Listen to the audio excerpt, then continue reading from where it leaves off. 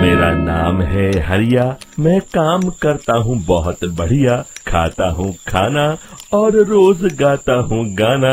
अरे यार, आज तो बहुत देर हो गई। इस खतरनाक जंगल को देखकर तो मेरे हाथ पैर ठंडे हो गए हैं। अगर मैं वक्त पर गांव नहीं पहुंचा तो मालिक बहुत नाराज हो जाएंगे। तभी हरिया को एक आवाज सुनाई देती है। सुनिए हरु जी। अरे, ये आवाज किसने दी? तभी हरिया को सामने कुछ दूर एक औरत खड़ी दिखाई देती है। अरे भाई, ये औरत अकेली इतनी रात को इस जंगल में क्या कर रही है?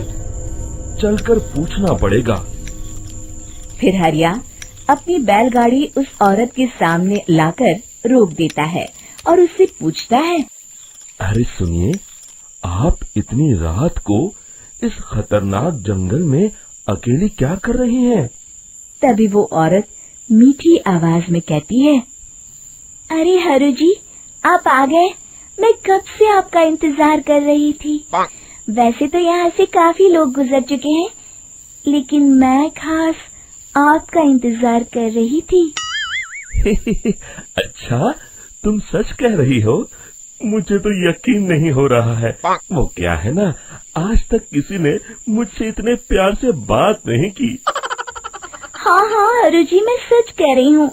अब देर मत करिए और जल्दी से मुझे मेरे घर तक छोड़ दीजिए। हाँ हाँ, कौन सी बड़ी बात है, अभी छोड़ देता हूँ। आप मेरे पीछे बैलगाड़ी में बैठ जाइए और मुझे रास्ता बताते चलिए। फिर वो औरत हरिया की बैलगाड़ी में बैठ जाती है और हरिया बैलगाड़ी हाँकता हुआ आगे चल पड़ता है। फिर उस औरत के बताए हुए रास्ते पर चलते चलते हरिया बैलगाड़ी लेकर एक काली गुफा के आगे आकर रुक जाता है।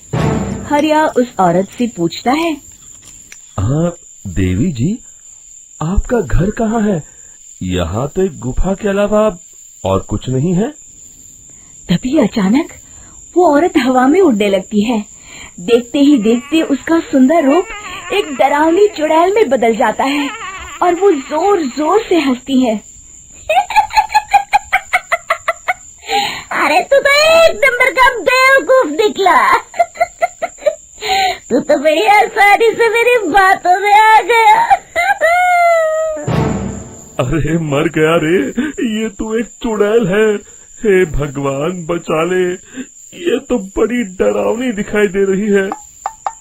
और फिर अगले ही पल हरिया की बैलगाड़ी में रखा सारा सामान हवा में उड़ता हुआ उस काली गुफा के अंदर चला जाता है और वो चुड़ैल भी उस गुफा के अंदर जाकर कहीं गायब हो जाती है। हरिया ये नजारा देख बुरी तरह घबरा और परेशान हो जाता है। अरे, ये चुड़ैल तो मेरा सारा सामान लेकर गुफा में गायब हो गई। अब क्या होगा? अगर मैं गांव खाली हाथ गया तो मालिक मेरी अच्छी खबर लेंगे। मेरी इस बात का कोई यकीन भी नहीं करेगा। फिर आखिर वही हुआ। हरिया के मालिक चंपक सेठ को हरिया की किसी भी बात पर रत्ती भर भी यकीन नहीं हुआ। चंपक सेठ को लगा हरिया झूठ बोल रहा है और उसने ही लालच में आकर सारा सामान हड़प कर लिया है। फिर हरिया को बेईमान समझकर चंपक सेठ उसे काम से निकाल देता है। अगले दिन अपनी दुकान में परेशान बैठा चंपक सेठ गुस्से में बड़बड़ाता है। अरे, दुकान में तो सामान बिल्कुल भी नहीं है। अब मुझे ही शहर जाकर सामान लाना होगा। फिर वो अपनी बैलगाड़ी लेकर शहर चला जाता है।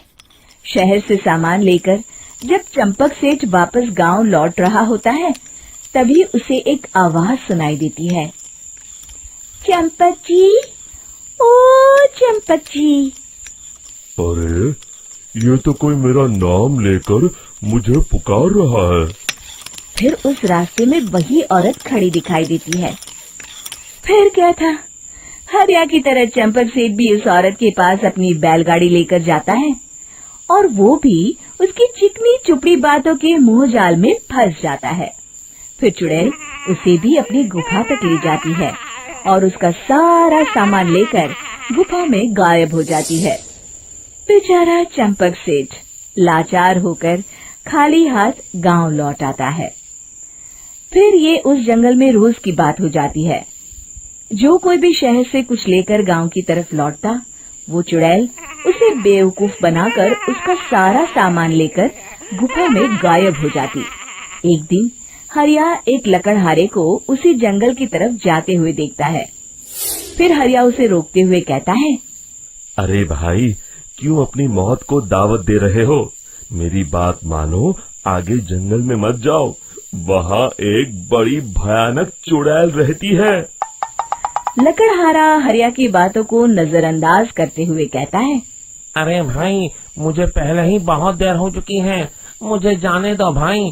शाम तक लकड़ियाँ काट कर शहर के बाजार में बेचना है। तुम अपनी ये कहानी किसी फुर्सत में बैठे इंसान को सुनाओ, मैं तो चला। इतना कहकर लकड़हारा वहाँ से आगे जंगल की तरफ चला जाता है।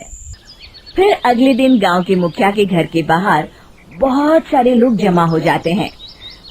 तभी हाथ में कुल्हाड़ी लिए खड़ा लकड़हारा कहता है, अरे मुखिया जी, अब आप ही हमें बचाइए उस जंगल वाली चुड़ैल से।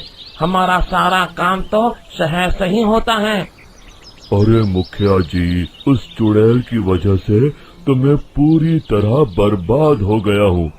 हम सबको मिलकर उस चुड़ैल का कोई इलाज करना पड़ेगा। तभी भीड़ में खड़ा वीरा कहता है, आप लोग चिंता मत करिए, कल से वो चुड़ैल किसी को नहीं लूट पाएगी। मेरे पास एक बहुत अच्छी तरकीब है। तभी चंपक सेठ उसका मजाक उड़ाते हुए कहता है, अरे तेरा नाम वीरा है तो क्या हुआ? तूने अभी उस चुड़ैल को देखा नहीं है? जाकर अपना काम कर, बड़ा आया। तब मुखिया जी कहते हैं, नहीं नहीं चंपक सेठ, मुझे लगता है हमें इस लड़के को एक मौका देना चाहिए। फिर सभी गांव वाले मुखिया जी की बातों से सहमत हो जाते हैं और वीरा शाम को एक बैलगाड़ी में कुछ सामान लादकर उस जंगल की ओर चल देता है। वीरा, ओ वीरा, कहाँ जा रहा है? तभी वीरा मुड़ के देखता है, वही चुड़ैल एक औरत के रूप में खड़ी है। अरे बहन जी, मैं आपको ही ढूंढ रहा था। देखिए, मैं आपके लिए क्या लाया हूँ। अरे वाह, तो खुद मेरे लिए इतना सामान लाया है। तू ही अकेला गांव में समझदार है। जरा देखो, मैं भी खोल के, बड़े भूख लगी है। जैसे ही चुड़ैल उस सामान पर से कपड़ा हटाती है, एक भगवान शिव की तेज रोशनी उसके अंदर मूर्ति से निकलती है और चुड़ैल अपने असली रूप में आकर जलने लगती है।